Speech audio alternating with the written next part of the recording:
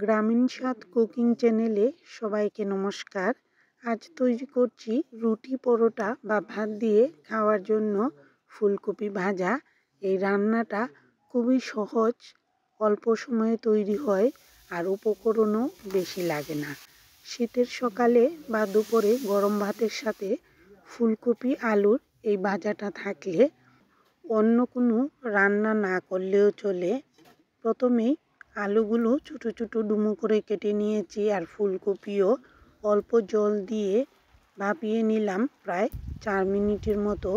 ফুলকপি আলু আগে ভাপিয়ে নিলে রান্নাটা খুব তাড়াতাড়ি হয়ে যাবে, তবে বেশি সময় সেদ্ধ করিনি। অতিরিক্ত সেদ্ধ করলে ভাজিটা খেতে ভালো লাগে না।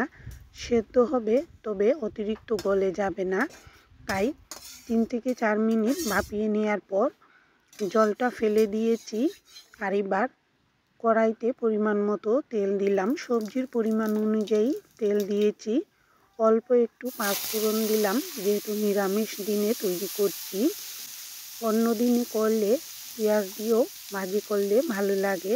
পাঁচফোড়ন ভাজা হলে সেদ্ধ করা ফুলকপি আলু দিয়েছি, সেই সাথে পরিমাণ মতো লবণ, হলুদ, সামান্য একটু শুকনো মরিচ বাটা আর সামান্য চিনি।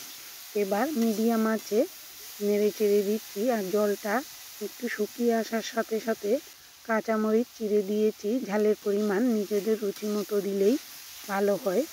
আর ফুলকপি আলুর জলটা পুরোপুরি শুকিয়ে আসলে শেষের দিকে ধনেপাতা কুচি দিয়ে নেড়ে চেড়ে নামিয়ে নিতে হবে। খুবই সহজ একটি রান্না, অল্প সময়ে তৈরি হয় আর খেতে ভীষণ সুস্বাদু। আর ফুলকপির ভাজা শীতকালে খেতে দারুণ লাগে। ভাতের সাথে তো এমনিতেই ভালো লাগবে, আবার রুটি পরোটার সাথে খেতেও মন্দ লাগে না। ধনিয়া পাতা কুচি একদম শেষ দিকে নেড়ে চেড়ে দিয়ে নামিয়ে নিলে ঘ্রাণটা খুবই সুন্দর পাওয়া যায়। আর নামানোর আগে লবণটা চেখে দেখে নামিয়ে নিয়েছি। তৈরি হয়ে গেল সুস্বাদু ফুলকপি আলুর ভাজা। খুবই সহজ রেসিপি আর ঝটপট তৈরি করে নেওয়া যায়। ধন্যবাদ সবাইকে।